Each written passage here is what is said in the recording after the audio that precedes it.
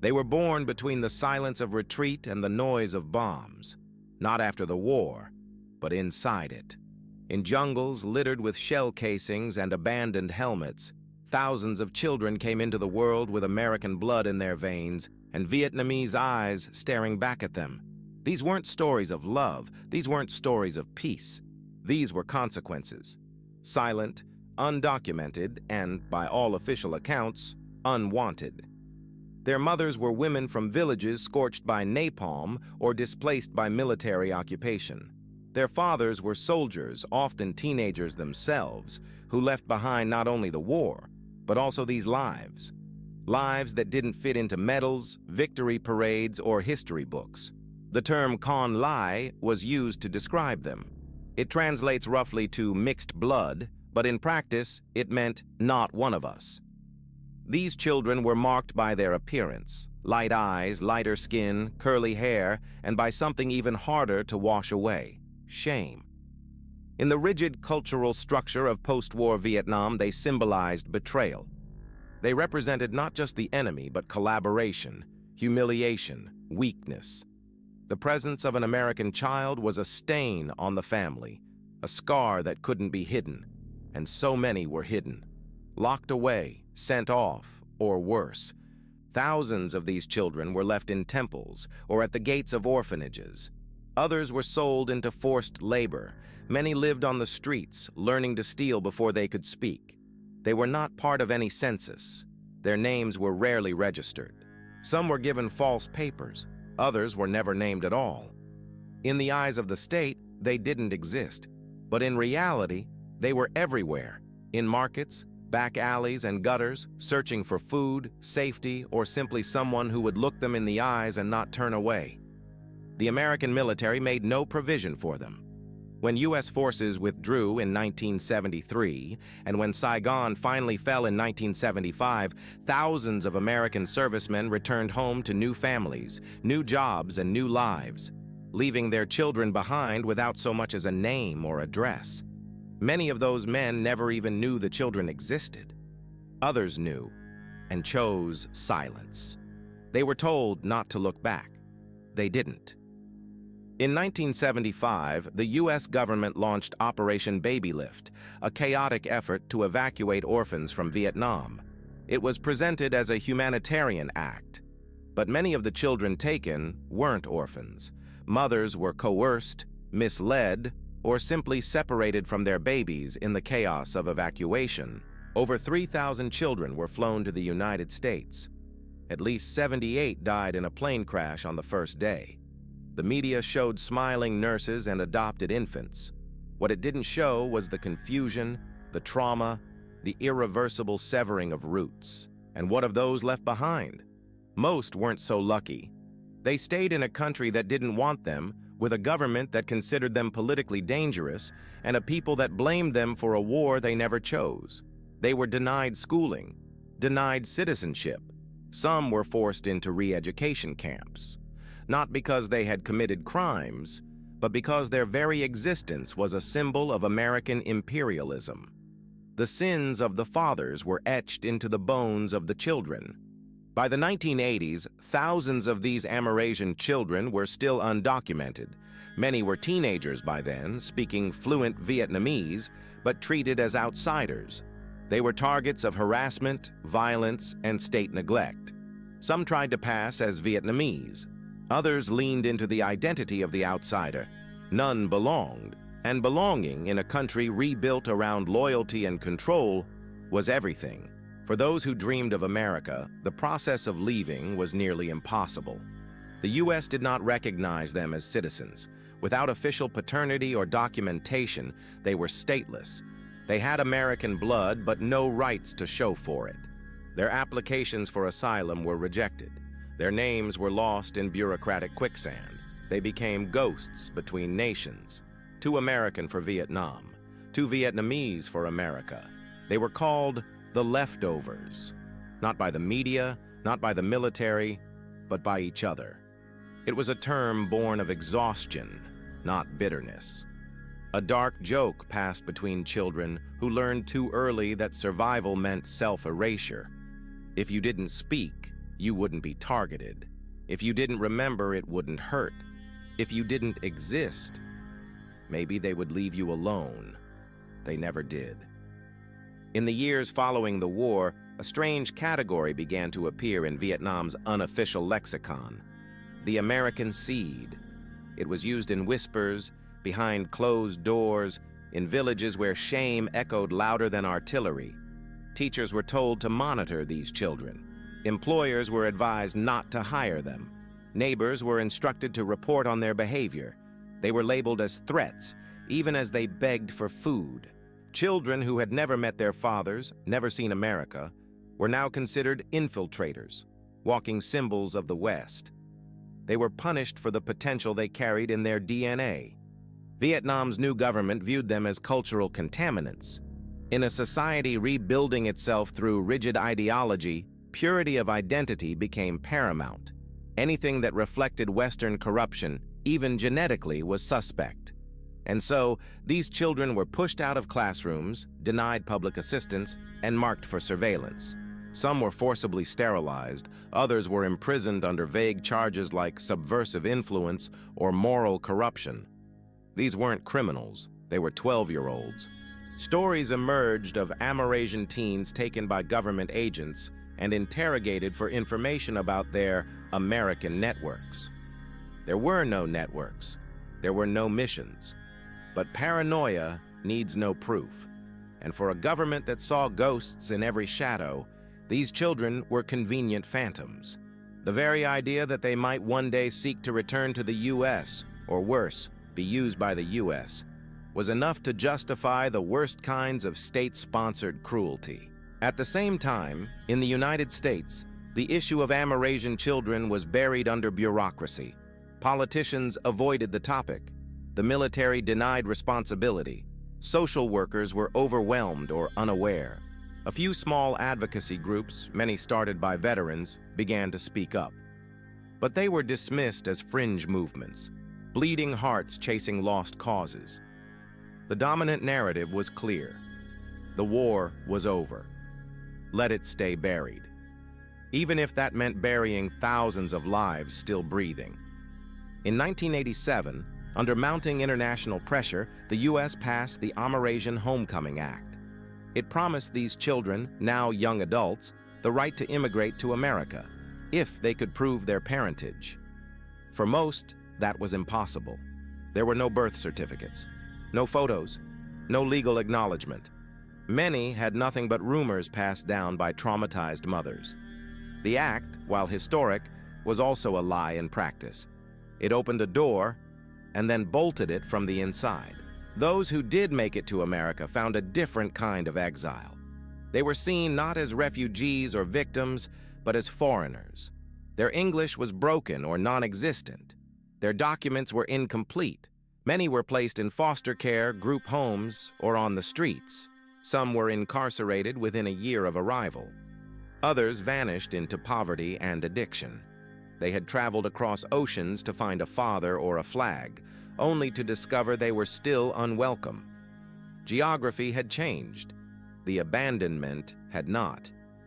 Some Amerasians tried to contact their fathers. Thousands of letters were sent. Most were ignored. Some were returned unopened. A handful reached men who denied ever being in Vietnam. Others admitted to affairs, but denied paternity. In rare cases, reunions happened, awkward, emotional, brief. A few relationships endured, most did not. The emotional cost was too high. It was easier for many fathers to cling to the myth of a clean departure than face the reality of a life left behind. There was no apology from the U.S. government, no official recognition of responsibility, no reparations, no memorial. These were children created in a war authorized by the state, executed by its military, and abandoned by its institutions. Their existence was inconvenient, their pain was invisible, and their disappearance was by design. Paperwork is a powerful weapon when wielded in silence. And so the Amerasians faded from view, first in Vietnam, then in America. Forgotten by policy, ignored by history, mentioned only in academic footnotes or documentaries aired at midnight. But they never stopped looking for names, for records, for someone to say, "I remember you." In most cases, no one ever did. They remember each other. The American soldiers who fathered these children lived on two sides of memory. For some, the memory of Vietnam was vivid: gunfire, smoke, death. For others, it was a blur: a tour cut short, a mission aborted, a base camp far from the villages where these children were conceived. For nearly all, it was compartmentalized. There were families back home, jobs, promotions, careers in politics, law enforcement, education. Public figures who had once been privates, corporals, medics. Fathers, briefly, in a country they tried to forget. Many succeeded in forgetting. The children, however, had no such luxury. When the Homecoming Act opened the gates, media coverage followed. Several Amerasians appeared on television, speaking in broken English, holding up faded photos. News anchors used words like reunion, miracle, justice. But behind the cameras, the experience was often brutal. Some Amerasians were housed in refugee centers that resembled prisons. Others were dumped into urban neighborhoods without support or guidance. A few took their own lives within months of arriving. They had not been prepared for the America that awaited them, nor had America prepared itself for them. The disconnect was cultural, emotional, and systemic.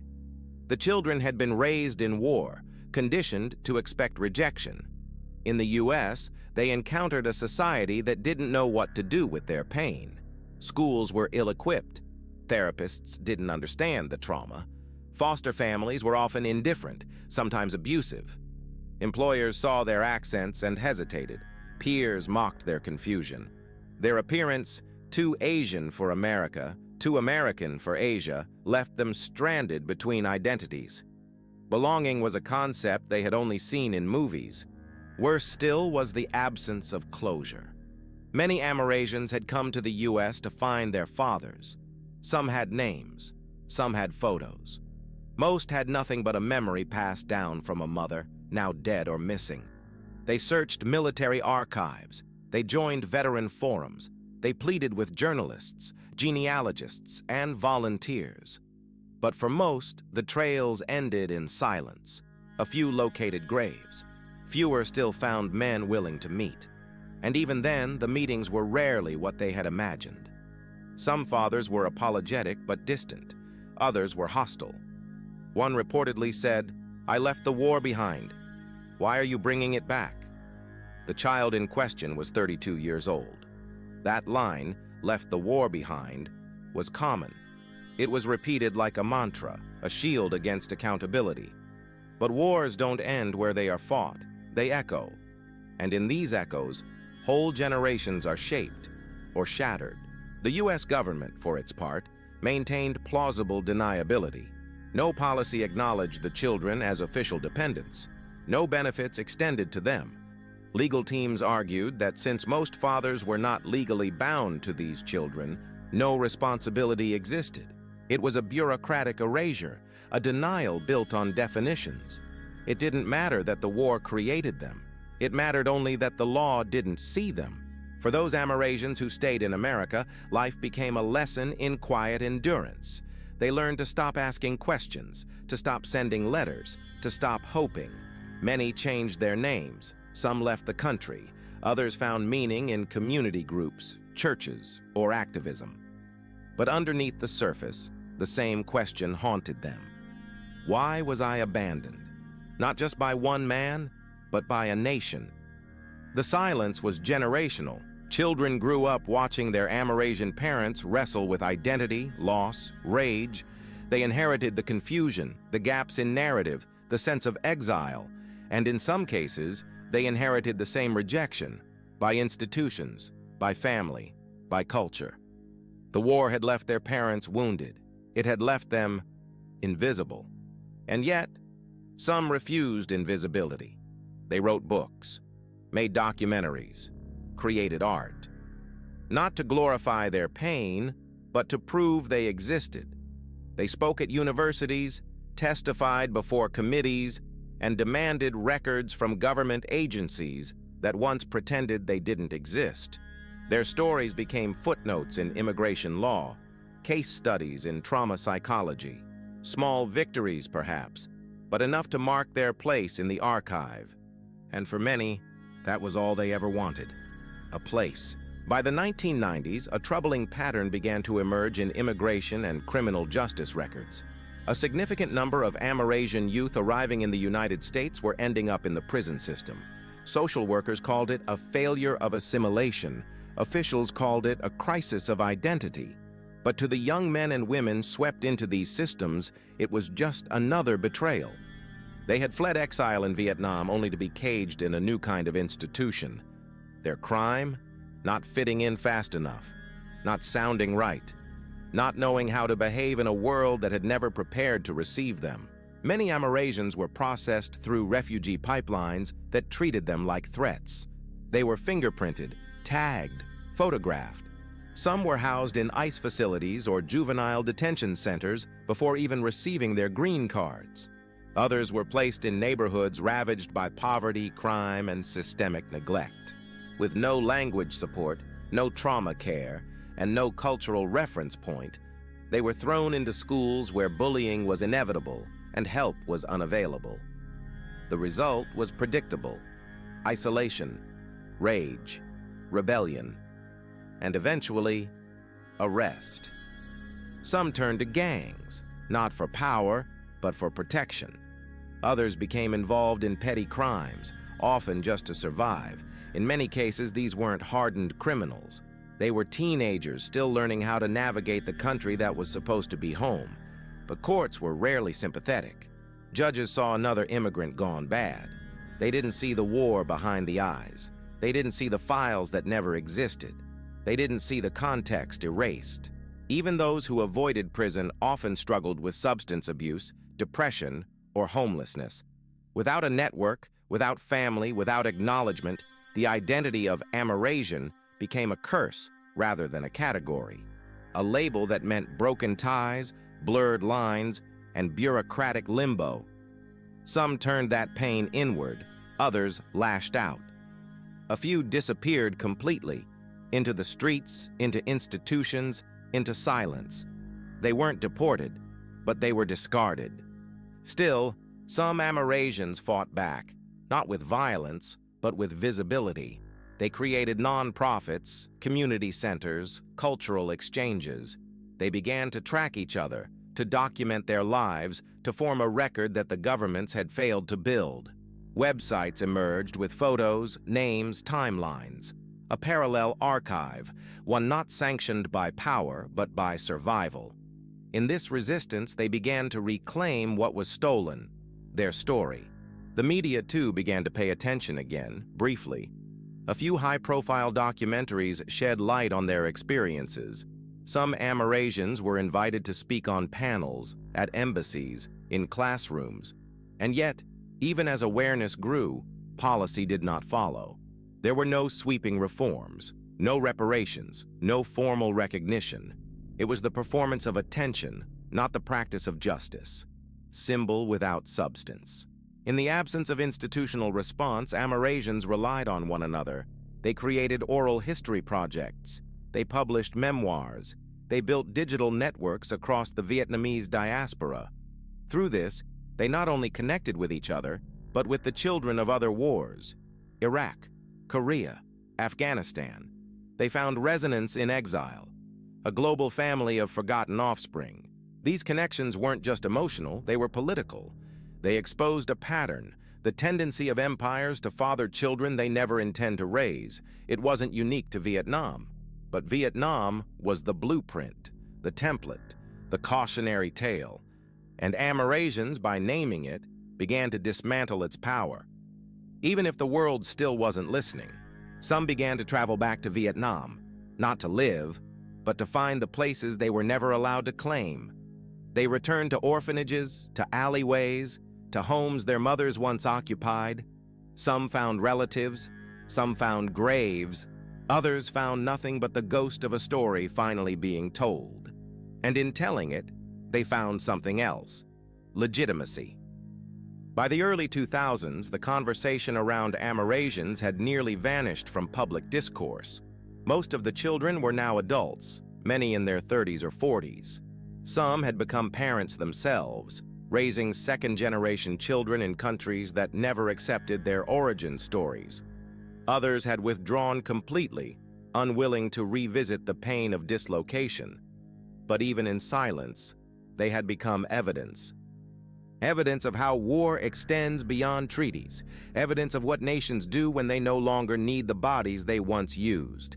Academics began to revisit the Amerasian legacy, not as an immigration issue, but as a case study in historical amnesia.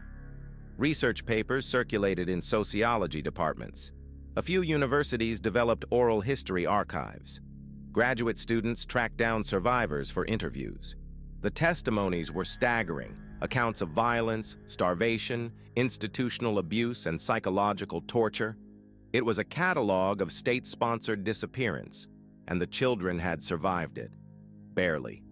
Journalists who once covered the Vietnam War now returned to its aftermath.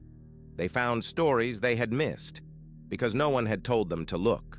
Stories of mothers forced to abandon their babies, of fathers who returned to the U.S. and became congressmen or CEOs, never once acknowledging the life left behind. Of Amerasians who, upon discovering their lineage, faced rejection not only from strangers, but from the very blood that made them who they were. Some journalists tried to contact the fathers. The responses varied. Some were ashamed, others defensive, most simply silent. The shame wasn't just personal, it was institutional. It was a collective agreement to not look back. The United States had built entire mythologies around its wars, the honor, the valor, the brotherhood. There was no space in those narratives for fatherless children begging at embassy gates. And so the narratives remained untouched, neat, incomplete. But outside the myth, the evidence kept accumulating. Amerasians showed up in criminal records, in immigration backlogs, in psychiatric case files, in poetry, in documentaries, in courtrooms. They were everywhere and nowhere. Too many to deny, too fragmented to unify. And yet, in their scattered voices, a single message emerged. We are what the war left behind. They weren't anomalies, they were artifacts.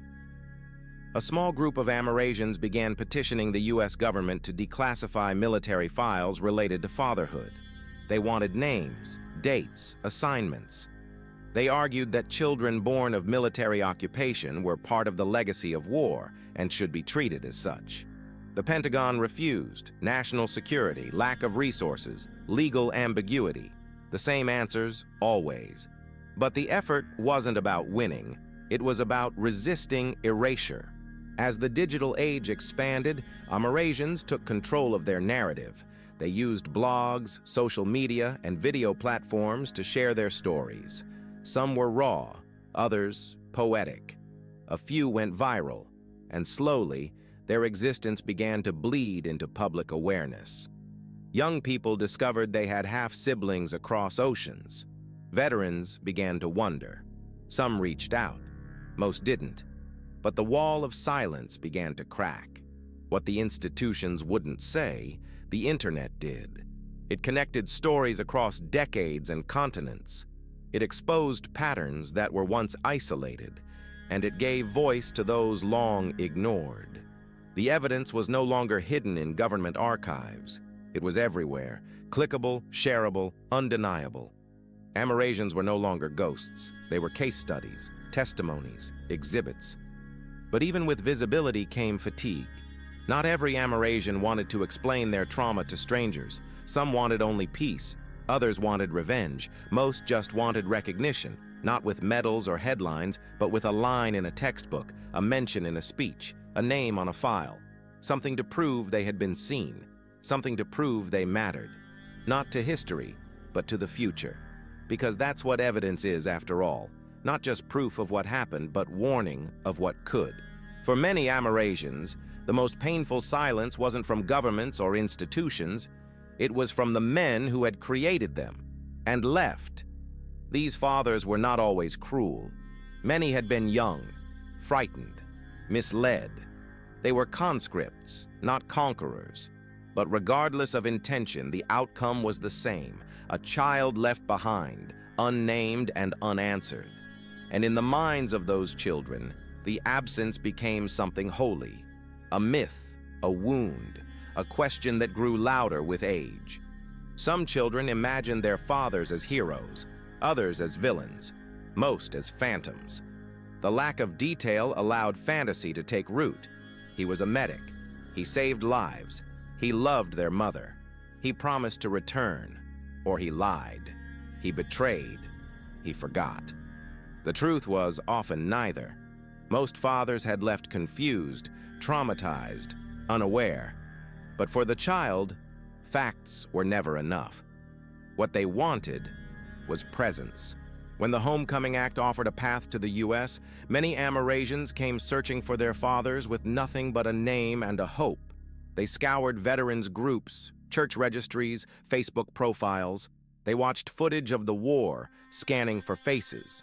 They sent letters, hundreds, thousands. Some included photos, others DNA samples. Most received no reply, and each unanswered letter felt like a second abandonment. The few who did reunite found it difficult. The men were old, married, changed. They had new families, new identities. Some welcomed their children. Others recoiled. One man told his Amerasian son, "I was a different person back then." The son replied, "I wasn't." That distance between past and present, between the father who forgot and the child who remembered, was rarely bridged. The war had never ended for either of them. It had simply mutated. Some Amerasians sued for recognition. A few won. Most did not.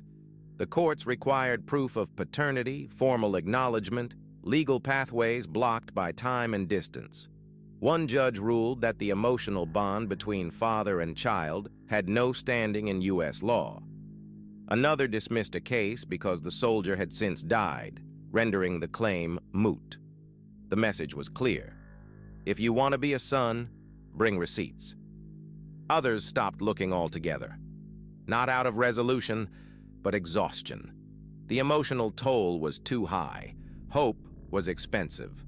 And disappointment always came on time. These Amerasians buried their fathers while the men were still alive. Some held funerals. Others lit candles. One woman wrote a letter to her father and burned it, saying, "I'm giving the silence back to you." But some couldn't let go. They kept searching, not for a person, but for meaning. They needed to know why. Why me? Why not me? Why did he leave? Why didn't he try? And behind every question was a scream the world had learned to ignore. I didn't choose to be born in your war. They carried that question like a torch, lighting the paths for others. They helped new generations understand what had happened and what hadn't. They warned of the next war, the next father, the next child who would ask why he was left behind. They didn't want revenge. They wanted prevention, because the pattern was already repeating itself. Different war, same outcome. And if no one remembered them, how would anyone learn? By the mid-2010s, the Amerasian story began to echo in new places: Afghanistan, Iraq, Syria. Wars had changed shape, but not consequence. U.S. military presence in foreign countries once again resulted in unacknowledged children. This time, the narratives were different: digital, global. But the abandonment was the same. In Kabul, half American children asked where their fathers were.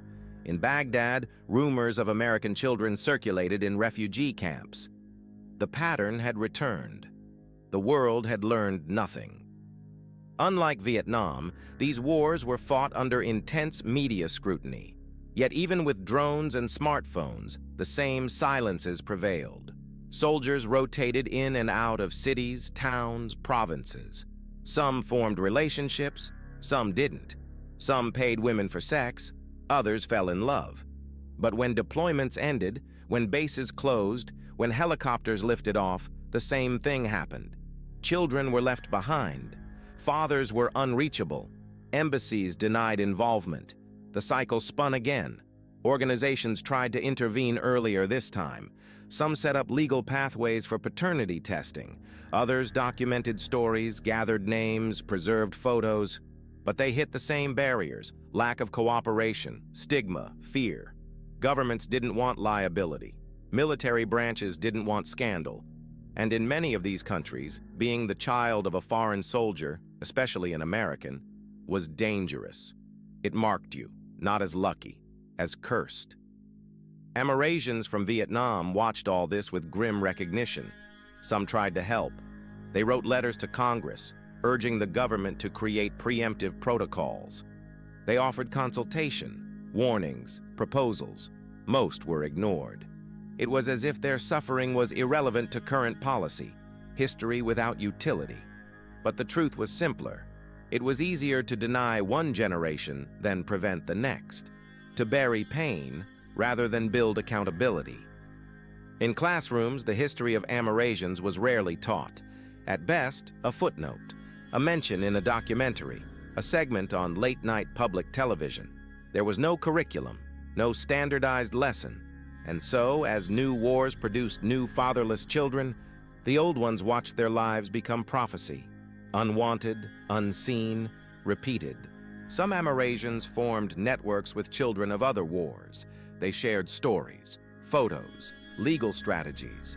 Together they formed what one called the Shadow Family of Empire. Scattered across the globe, speaking different languages, carrying different flags, but united in one truth. They had been born into silence. Their parents had worn uniforms. Their fathers had left with honor. They had been left with questions. These alliances gave rise to something powerful, the beginning of a demand.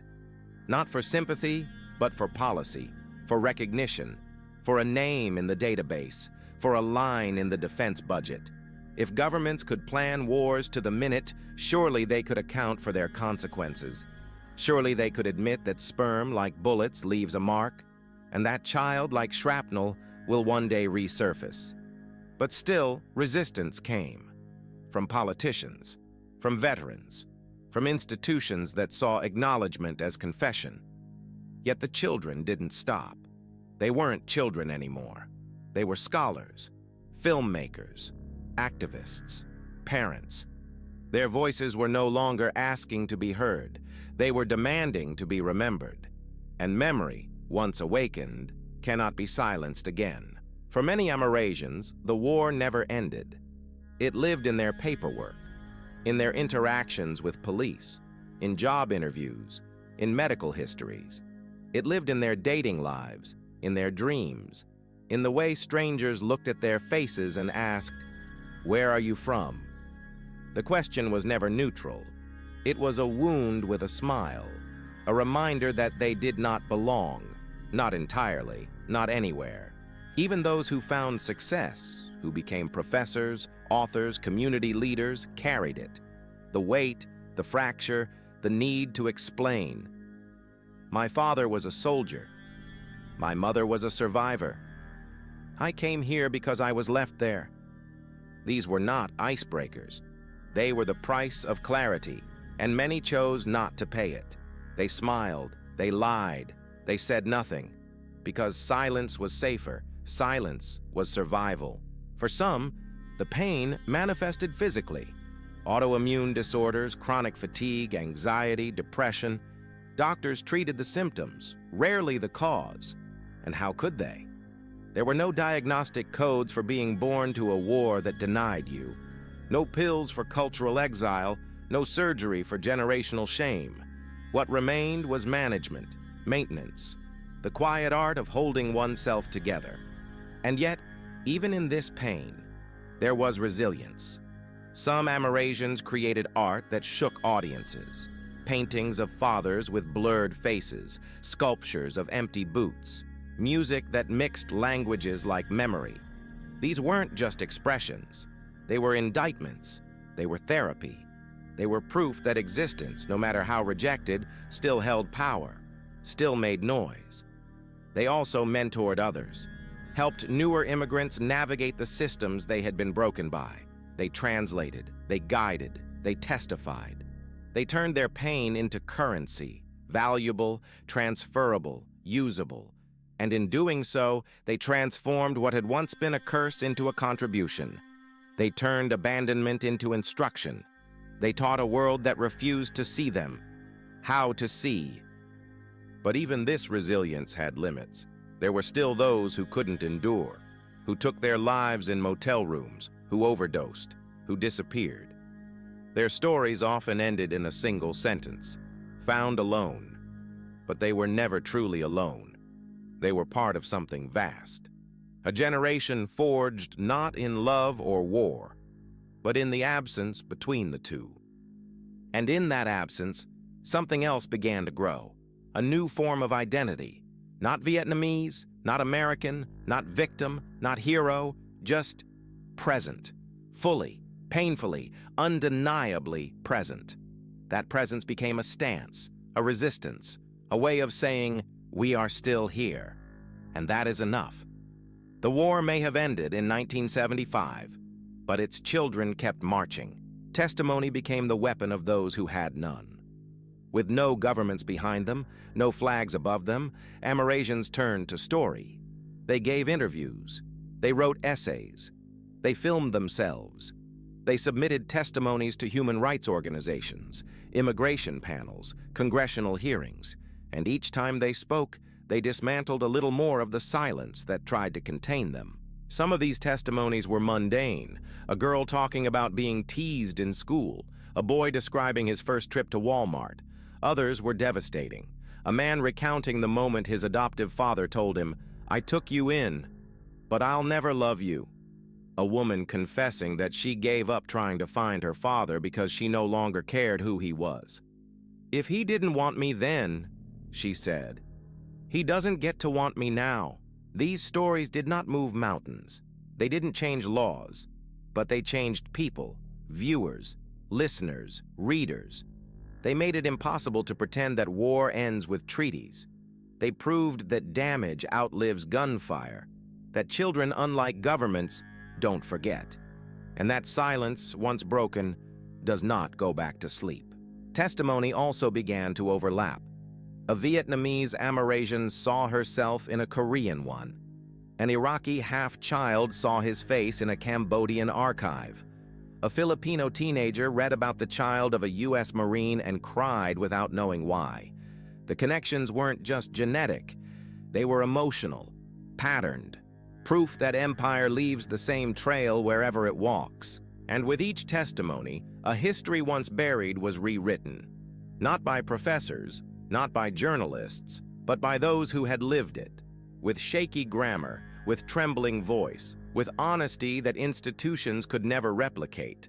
This was history at its rawest, its most unfiltered, its most real. Some Amerasians testified not for themselves, but for others, for friends who had died, for mothers who had never stopped waiting, for fathers who would never be found. They told these stories so that absence could no longer be confused with non-existence. They said the names so that they would not disappear, and slowly, something shifted. Museums began adding exhibits, schools began requesting speakers, young people began to ask questions. What happened to them? Where are they now? Are they okay? And in these questions, the war cracked open again, not with violence, but with curiosity, with humanity. The answers were rarely simple. Sometimes they were painful. Sometimes they were beautiful. But always, they were necessary. Because when war plants seeds, it must also answer for the forest that grows. This story does not end. Not in Vietnam, not in America, not in the pages of immigration law or in the silence of declassified archives. It ends only when it is no longer needed, and that day has not yet come. For now, the Amerasians live on, in classrooms, in prisons, in offices, in kitchens, in street corners, in memory. They raise children who will never know the war, but who will inherit its shadow. They walk among the veterans of new wars who may not yet know what they have left behind, and they speak when they are able, when it is safe, when the silence is too loud. Their existence is not an accident. It is a mirror. It reflects back the choices nations make and the ones they avoid. It reminds us that war does not only kill, it creates. It creates children, questions, guilt, echoes, and those echoes live longer than flags. To remember Amerasians is not to mourn. It is to acknowledge, to recognize that the cost of war includes more than the dead. It includes the living, especially those who never chose the battlefield but were born in its crater. This is not a call for pity. It is a call for record, for attention, for integration, for prevention, so that no child born of a war they didn't start will be erased for the convenience of those who did. They are still here, still searching, still surviving.